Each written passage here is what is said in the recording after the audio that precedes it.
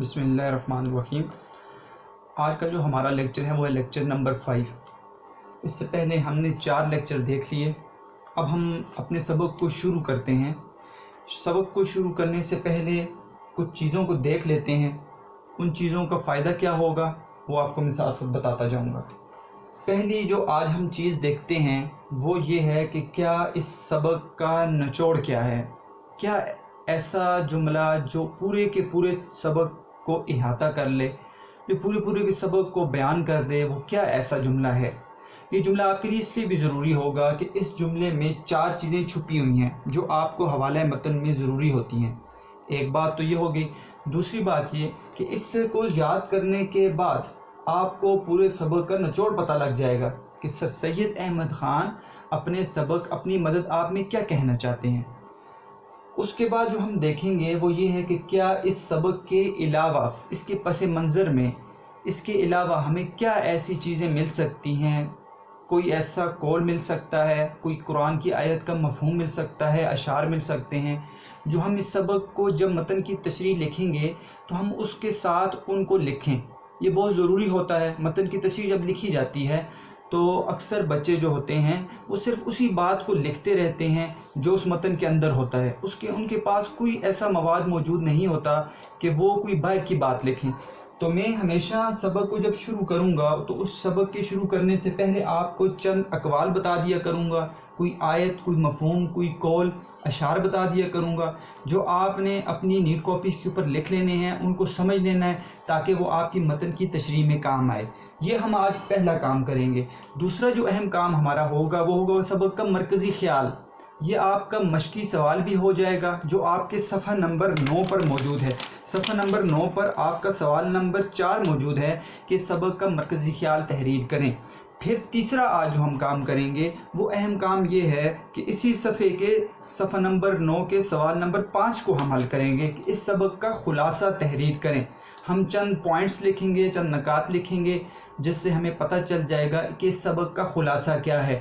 جب آپ سبق کے خلاصے کو، مرکزی خیال کو اور اس چیز کو سمجھ جائیں گے تو جب ہم سبق پڑھیں گے تو آپ کے لیے سبق کو پڑھنا اور اس کو سمجھنا کوئی مشکل کام نہیں ہوگا۔ تو آج دیکھتے ہیں کیا ایسی چیزیں ہیں، کون سے ایسے اقوال ہیں، کیا کوئی قرآن کی آیت کا مفہوم ہے جو سر سید احمد خان نے یہاں پر اپنے مضمون میں بیان کیا ہے، کون سے ایسے اشعار ہیں جو اس سبق کے ساتھ ملتے ہیں۔ یہ وہ جملہ ہے جس کے بارے میں آپ کو کہہ رہا ہوں۔ یہ جملہ اس لیے بھی ضروری ہے کہ آپ نے اپنے ہر سوال، مشقی سوال کے اوپر اس جملے کو آپ لکھ سکتے ہیں۔ وہ جملہ کیا ہے، پہلے جملے کو سمجھتے ہیں۔ مقالات سر سید میں شامل مضمون اپنی مدد آپ میں سر سید احمد خان نے کسی بھی قوم کی ترقی کا راز اپنی مدد آپ بتایا ہے۔ یعنی سر سید احمد خان نے جو مضمون لکھا ہے وہ شامل ہے مقالات سر سید میں۔ اس میں کیا وہ کہتے ہیں کہ کوئی بھی قوم ترقی صرف اس بنا پر کر سکتی ہے جب وہ اس جملے پر عمل کرے گی، اپنی مدد آپ۔ اپنی مدد آپ کا مطلب کیا ہے؟ خود محنت کرنا، کہ ہر شخص یہ سمجھ جائے کہ جب میں خود محنت کروں گا، میں کسی کا محتاج نہیں ہوں گا، میں کسی کی طرف نہیں دیکھوں گا، وہ کوئی بھی ہو، وہ حکومت ہو، وہ کوئی شخص ہو، تو اس کی بنا پر جب وہ شخص خود اپنی مدد آپ کرے گا، کسی کا محتاج نہیں ہوگا، تو وہ خود ترقی کرے گا۔ جب ایک شخص کی یہ حالت ہوگی تو اس سے زیادہ جب پوری کی پوری قوم کی یہ حالت ہوگی کہ پوری کی پوری قوم یہ بات سمجھ جائے گی کہ ہماری محنت ہمارے اوپر ہے، ہم خود محنت کریں، تو ساری کی ساری قوم جب اس بات پر آ جائے گی تو وہ قوم ترقی کرے گی۔ تو قوم کی ترقی کا چھپا ہوا راز اپنی مدد آپ ہے کہ ہر وہ قوم ترقی کرتی ہے جو خود محنت کرتی ہے۔ وہ قوم جو دوسروں کی محتاج ہوتی ہے وہ کبھی ترقی نہیں کر سکتی۔ تو یہ اس کا نچوڑ ہے پورے کے پورے سبق کا، کہ سر سید احمد خان نے اس سبق میں یہ بتایا ہے کہ کسی بھی قوم کی ترقی کا راز اپنی مدد آپ کیا ہے۔ اپنی مدد آپ کیا ہے، اسی کو بیان کیا ہے سر سید احمد خان نے۔ تو ایک تو ہمیں یہ سمجھ آ گئی کہ اس پورے سبق کے اندر خاص جملہ کیا ہے۔ دوسری بات، اس جملے کو جب آپ لکھیں گے اور اس کو یاد کریں گے، 4 چیزیں جو میں کل لکھتا بھی رہا، لیکچر نمبر 4 میں لکھا بھی میں نے، لیکچر نمبر 3 میں بھی لکھا کہ مقالات سر سید ماخذ ہے، صنف مضمون ہے، سبق اپنی مدد آپ ہے، اور مصنف سر سید احمد خان ہیں۔ حوالہ متن میں یہ 4 چیزیں آپ کو ضرورت ہوتی ہیں، تو آپ جب اس کو لکھ لیں گے اپنی نیٹ کاپیز پر اور یاد کر لیں گے تو وہ حوالہ متن آپ کے لیے انتہائی اہم ہوتا ہے، ٹھیک ہے۔ اس کے 2 نمبر ہوتے ہیں، اور مصنف کا نام اور سبق کا نام یہ آپ کو یاد ہونا چاہیے۔ تو متن میں اہم چیز یہ ہوتی ہے کہ آپ نے اس میں مصنف کا نام، سبق کا نام، ماخذ اور صنف نکالنی ہوتی ہے۔ تو جب آپ یہ یاد کر لیں گے یہ جملہ، تو آپ کے لیے اس کے نکالنے میں کوئی مشکل آپ کو پیش نہیں آئے گی۔ تو یہ اس جملے کا فائدہ ہے۔ اب دیکھتے ہیں سبق کے مرکزی خیال اور اس کے خلاصے کو سمجھنے سے پہلے کہ کون سی ایسی بات ہے کہ جو سر سید احمد خان نے اپنے اس مضمون میں ذکر کی ہے۔ تو سب سے پہلے کیونکہ ہم قرآنی آیت کے مفہوم کو دیکھتے ہیں کہ کون سی قرآن کی کیا ایسی آیت موجود ہے جو اس بات کی تصدیق کرتی ہے، تو بالکل قرآن کی ایک آیت ہے جو میں آپ کو سورت کا نام بھی بتاتا ہوں، سورہ رعد، اور آیت کا نمبر بھی بتا دیتا ہوں، آیت نمبر 11 سورہ رعد میں اللہ تعالیٰ فرماتے ہیں آیت نمبر 11 میں، ان اللہ لا یغیر ما بقوم حتی یغیروا ما بانفسہم۔ ایک تو یہ کہ آپ اس کو لکھ لیں، عربی اگر آپ کو لکھنی آتی ہے تو یہ بھی آپ کر سکتے ہیں، اگر نہیں آتی تو آپ نے پھر اس قرآن کی صرف آیت کا مفہوم لکھنا ہے۔ تو قرآن کی آیت ہے سورہ رعد آیت نمبر 11 کہ ان اللہ لا یغیر ما بقوم حتی یغیروا ما بانفسہم، کہ بے شک اللہ تعالیٰ کسی بھی قوم کی حالت کو تبدیل نہیں کرتے جب تک وہ اپنی حالت خود تبدیل نہ کرے۔ کہ اللہ تعالیٰ ہمیشہ اس شخص کی مدد کرتے ہیں، اس قوم کی مدد کرتے ہیں کہ جس کے اندر اپنی مدد آپ پائی جاتی ہے، جس کے اندر خود محنت کرنے کا جذبہ پایا جاتا ہے۔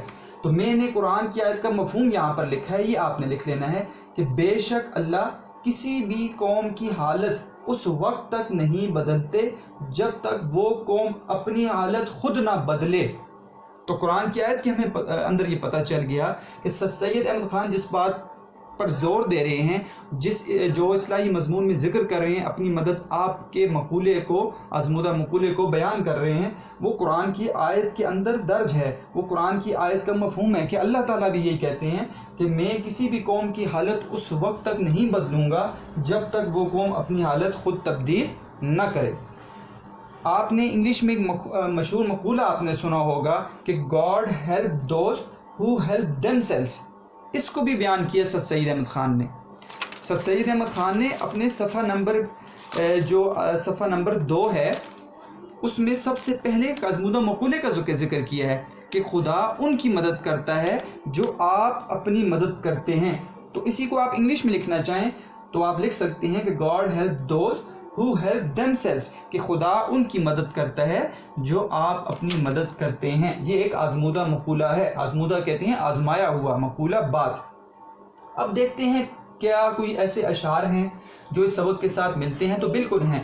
ایک مشہور شعر ہے مولانا ظفر علی خان کا ہے، لوگ کہتے ہیں یہ اقبال کا شعر نہیں ہے اور اس کو مختلف عجیب طریقے سے پڑھا بھی جاتا ہے، لیکن صحیح شعر میں نے یہاں پر لکھا ہے، یہ مولانا ظفر علی خان کا شعر ہے کہ خدا نے آج تک، مشہور شعر ہے آپ نے سنا ہوگا کہ خدا نے آج تک اس قوم کی حالت نہیں بدلی، نہ ہو جس کو خیال آپ اپنی حالت کے بدلنے کا، کہ اللہ تعالیٰ نے اس قوم کی حالت کبھی تبدیل نہیں کی جب تک کسی قوم کو یہ خیال نہ ہو کہ وہ اپنی حالت کیسے بدلے، یعنی کہ اپنی مدد آپ، کہ اس کے اندر یہ جذبہ آ جائے کہ وہ خود کیسے آگے بڑھے، خود محنت کرے۔